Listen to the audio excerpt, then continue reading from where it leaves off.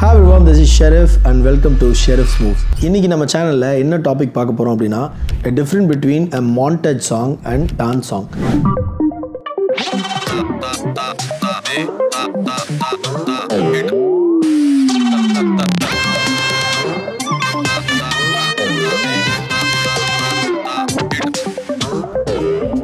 Montage song na என்ன அப்படின்றது நிறைய பேருக்கு தெரியாது.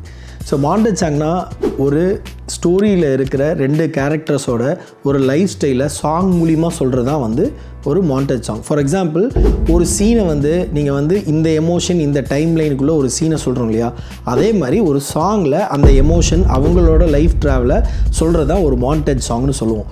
ஸோ இது மோஸ்ட்லி எதுக்கு யூஸ் பண்ணுவாங்க அப்படின்னு கேட்டிங்கன்னா, நிறைய விஷயம் சீனாக காட்ட முடியாமல் சின்ன சின்ன பிட்ஸ் அண்ட் பீசஸ் ஆஃப் மொமெண்ட்ஸை வந்து நம்ம டக்குன்னு சினிமாவில் காட்டினா அதில் ஒரு கனெக்ஷன் இருக்காது. அதுவே ஒரு சாங் மூலிமா காட்டும்போது அது ஒரு அழகாக ஒரு கவிதை மாதிரி வரும். ஃபார் எக்ஸாம்பிள் ஒரு பெரிய புக்கு படிக்கிறத ஒரு கவிதையாக சொல்ல முடியும் அப்படின்னு சொல்லுவாங்க இல்லையா, அந்த மாதிரி தான் ஒரு மாண்டேஜ் சாங்கும். இது வந்து ஒரு டைம் லேப்ஸ்க்காக, ஃபார் எக்ஸாம்பிள் இந்த காலகட்டத்திலேருந்து இந்த காலகட்டத்து வரைக்கும் இவங்க பழகுனாங்க, ஒரு ஹீரோ ஹீரோயின் பழகுனாங்க அப்படின்ற ஒரு விஷயத்துக்காகவும், இல்லை ஒருத்தரோட வளர்ச்சி இங்கிருந்து இங்கே இது வரைக்கும் வந்திருக்கு இப்படின்ற ஒரு விஷயமாக இருக்கட்டும், இதுக்கு இந்த மாண்டேஜ் சாங்கை வந்து பயன்படுத்தி இது மூலிமா ஒரு ஸ்டோரியை வந்து சொல்லுவாங்க. ஸோ டான்ஸ் சாங்கோட இது வந்து டோட்டலி ஒரு டிஃப்ரெண்ட்டான ஒரு ஜானர்.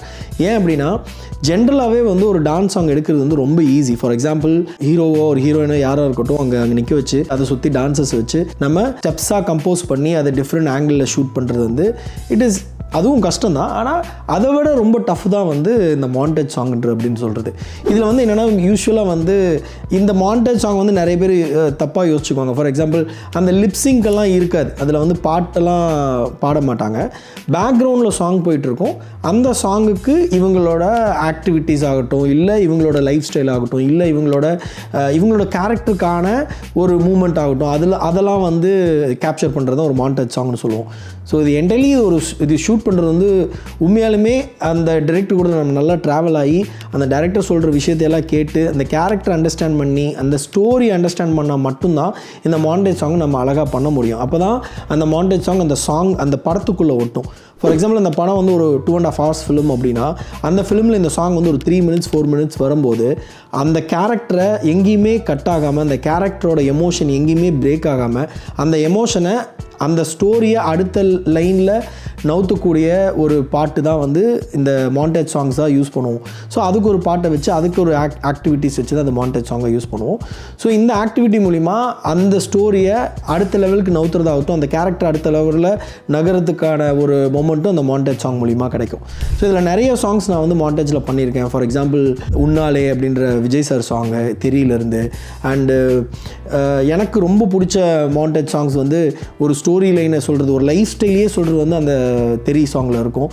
ஃபார் எக்ஸாம்பிள் அவர் வந்து போலீஸ் ஆஃபீஸராக இருந்து அதுலேருந்து கல்யாணம் பண்ணி குழந்தை பெற்று அந்த கடைசி அந்த ஃபுல் ஸ்டோரி அதில் அப்படியே இருக்கும். இது வந்து நானும் டைரக்டர் அட்லி அவர்களும் டிஸ்கஸ் பண்ணி ஸ்டெப் பை ஸ்டெப்பாக அதை பிரேக்கப் பண்ணி அதில் நிறைய ஷார்ட்ஸ் யூஸ் பண்ணல. ஏன் அது வந்து எங்களுக்கு அது பண்ணும்போதே ரொம்ப ஈஸியாக இருந்தது. ஏன்னா அது வெரி இம்பார்ட்டன்ட் பார்ட்ஸ் ஆஃப் அந்த கேரக்டரோட பார்ட்ஸ் வந்து ரொம்ப இம்பார்ட்டண்டான மொமெண்ட் வந்து அந்த கேரக்டர்ஸில் இருந்தது. ஃபார் எக்ஸாம்பிள் அவங்களோட கல்யாணம் ஆகட்டும், அவங்க அந்த குழந்தை பிறக்கிற சீன் ஆகட்டும், அதுக்கப்புறம் அந்த குழந்தை எப்படி வளர்த்துறாங்கன்ற சீன் ஆகட்டும், அந்த குழந்தை நடக்கிறதாகட்டும், அந்த குழந்தை பேசுகிறது, பர்த்டே பார்ட்டிஸ், இந்த மாதிரி டிஃப்ரெண்ட் அந்த லைஃப் ஆக்டிவிட்டீஸ் எடுத்து அதை வந்து கோர்வையாக அந்த எமோஷனை வந்து கரெக்டாக டெலிவர் பண்ணுறது வந்து ஒரு இம்பார்ட்டண்டான விஷயம். அது வந்து டைரக்டரோட பாயிண்ட் வந்து எவ்வளோ முக்கியமோ அதே மாதிரி ஒரு கொரியோகிராஃபரோட பாயிண்ட்லேருந்து அந்த சாங்கை பார்க்கும்போது அந்த டைரக்டர் சொல்கிற அந்த கண்டென்ட்டை வந்து அந்த சாங்கோட லென்த்துக்குள்ளே அந்த எமோஷனை வந்து நம்ம ஃபிட் பண்ணோம். ஃபார் எக்ஸாம்பிள் இந்த சாங் வந்து